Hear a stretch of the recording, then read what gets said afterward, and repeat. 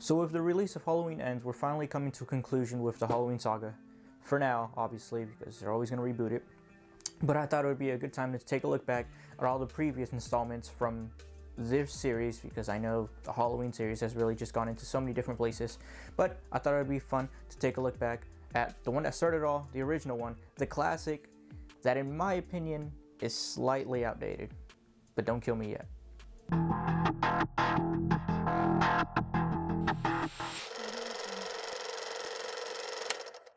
So yes, I never really grew up with the Halloween franchise. I grew up more with Freddy, Jason, and Chucky. Those were my big three. I know Michael Myers is there to replace Chucky, but I grew up with Chucky instead of Michael Myers. And there's no real reason as to why I grew up with Chucky and Freddy, Jason as my big three instead of Michael Myers. It's just the fact that those movies were more available to me as I was young than this franchise. But I gotta say, I really wanted to get into this franchise a couple years back, so I decided to really watch them all and give them all a chance. And I really enjoyed the franchise back then, but it's been a few years since I really decided to rewatch any of them.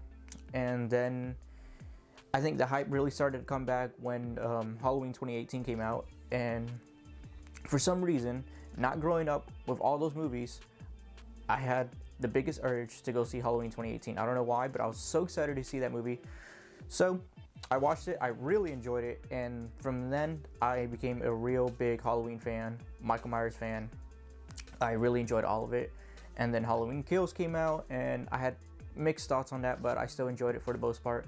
And now Halloween Ends. So we'll see how that goes, because I've already heard some bad things about it. But besides that, the original 1978 Halloween movie, I don't really remember much about it. Or at least I didn't before I rewatched it for this review. And I gotta say, yeah, I understand why this movie is a classic, and I understand why, people love this movie, and they say this movie is probably the best horror movie of all time, probably the best slasher of all time. And I wouldn't disagree with any of those arguments. It's not my personal favorite, but I can see why everybody else enjoys it so much and, gives it the praise that it deserves. And I gotta say, I think it's slightly outdated in all the weird ways. And I'm about to get into that. I think Halloween 1978, directed by the master, John Carpenter, let's be honest. The Thing, easily one of his best movies, in my opinion, his best movie, in my opinion, the best horror movie of all time. But 1978 Halloween is also a great competition for that, for most people. For me, I wouldn't say that. But for most people, yeah, 1978's Halloween is probably the best horror movie of all time. I gotta say, first things first is Michael Myers is an icon. I can see why he's gotten so much attention, he's gotten so much appeal. I love Michael Myers. I love the shape. I love the name, the shape. I think there's something so badass about that. The shape, just not even calling him Michael Myers, just the embodiment of pure evil. Pretty much anything Dr. Loomis says about him, any of those little monologues he gives, it's just amazing. The way they talk about Michael Myers, how he is just this demon from hell. He's pretty much Satan. He's the embodiment of pure evil. The blackest eyes. There is nothing there but pure evil, and this person will stop at nothing to kill. There's something about that I absolutely love, and I think for that character it works perfectly, and the way that they pretty much played it out throughout the movie, I think it's just amazing. And the pacing for this movie, oh my god, right off the bat, you get the introduction scene of Michael Myers pretty much, and I can't even imagine. Back in 1978, it probably shocked the whole world, seeing that it was actually just a little kid that killed his sister. I think that's insane. And then straight from there, it doesn't even waste any time. It cuts to the chase, and straight from there you get Michael already escaping and making his way back to Haddonfield just so he can kill some more. And that is some incredible pacing, because it also doesn't skip a beat. You don't lose any attention to any of the character development. You get to know who Michael is, and Dr. Loomis, I think he does a really good job at explaining what Michael Myers is and just exactly how dangerous he is. And to some people it can seem like a little over exaggeration, Dr. Loomis is obsessed, and yes, he is obsessed with Michael Myers, but it could seem like, okay, you're hyping this man up too much. But I think the legacy that they've built, you can see where Dr. Loomis is coming from, and I think that's awesome. The way they talk about, if you're going to talk about somebody and you're going to bring them up like they're the fucking second coming, then you better deliver. And I think this movie really does a good job of delivering, especially in the mask. I absolutely love the Michael Myers mask. It's so bland, it's so pale, it's so basic, but for some reason it's so iconic. People love it, you know? And I think that has to do with the fact that it could almost be anybody. It could be anybody behind that mask, just like Michael Myers was just a regular kid. He was just a regular 6-year-old. There was no origin story of to why he became a killer. You know, not like the Halloween reboot where they were talking about, you know, how he was bullied and all this stuff. No, you get none of that here.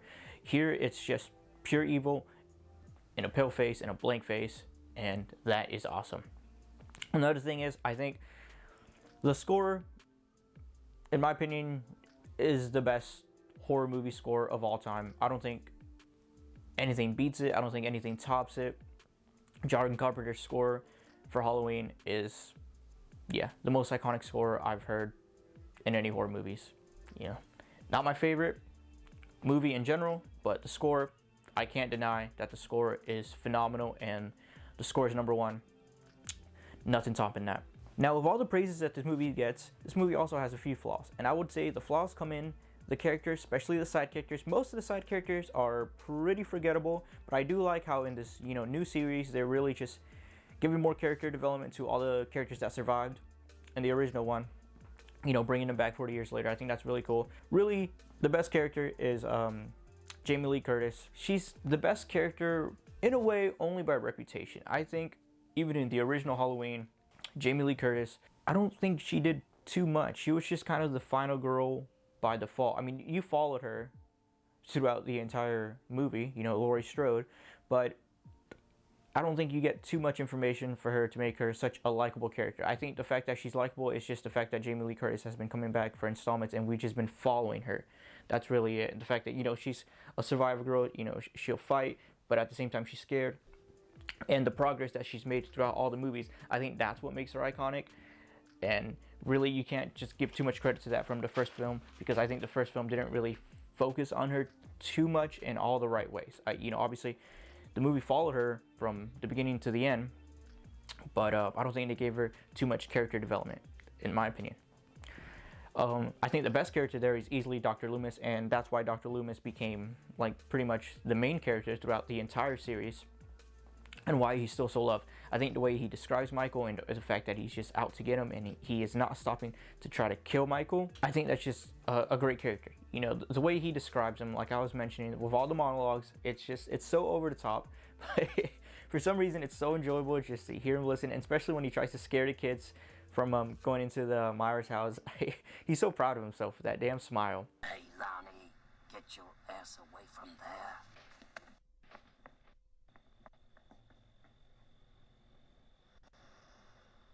But yes, I would say easily the best character here is Dr. Loomis. And another thing I gotta say is the atmosphere. I love the way this movie is shot. Of course, you know, John Carpenter directed it. It's gonna be amazing. I don't care how old it is.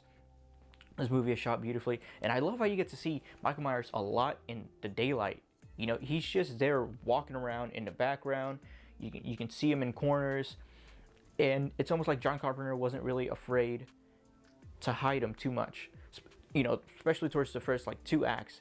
And then, you know, in the third act, once it comes, you really get to see the shape, the shadow of him just kind of, like, lurking around, where you don't get to see him too much. But then when he pops up, it's pretty scary. And for a movie this old, it actually scared me at some points.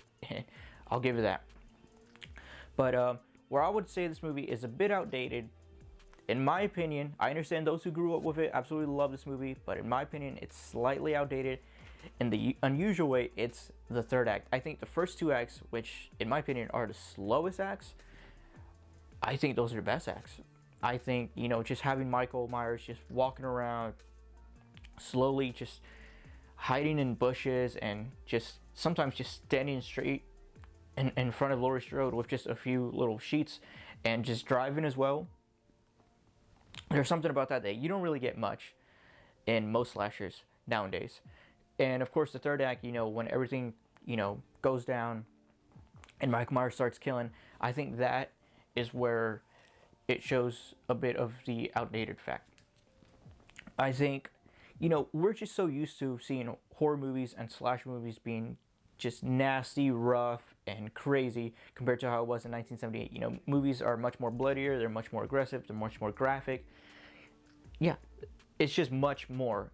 You compare this movie to Halloween 2018 or Halloween Kills, there's a clear difference in gore, blood, and just effects in general. So that's where I think this movie is slightly outdated. It's the third act. The third act that's supposed to be more intense, I find just to be slower, and I don't want to say boring because I think that's too much, but I don't think it's as interesting as those first two acts were.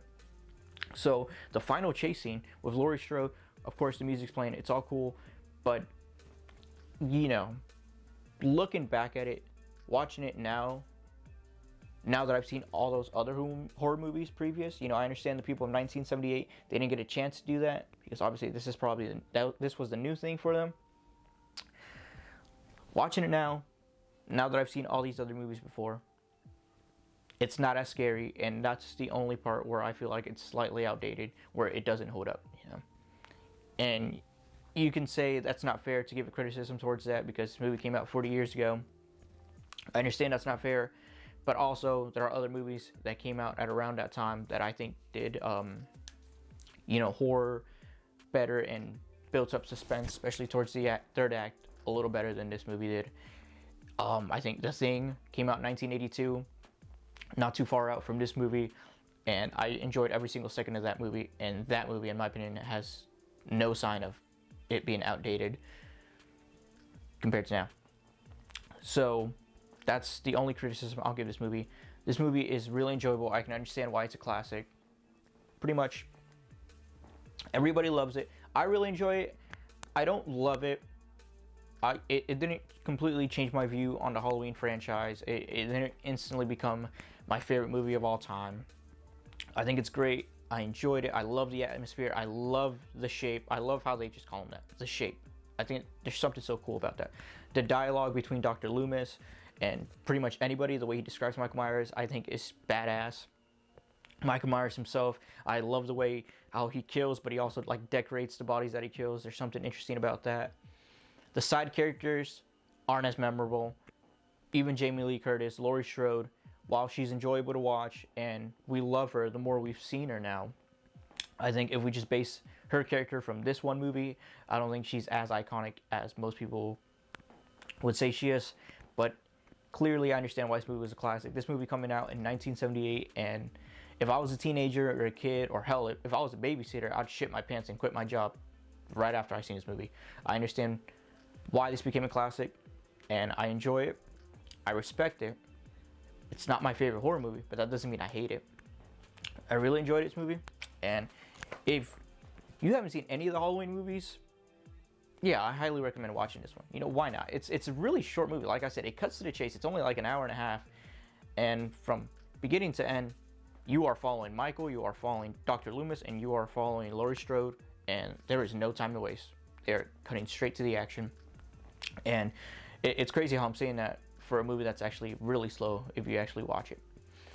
But as always, thanks for watching. And hopefully I can knock out all the rest of the reviews for the the Halloween franchise, well, for this series of the Halloween, as in, Halloween 1978, Halloween 2018, Halloween Kills, and hopefully by the time Halloween Ends comes out, I'll have a review, and hopefully a spoiler review on that, because I feel like there's going to be a lot to talk about.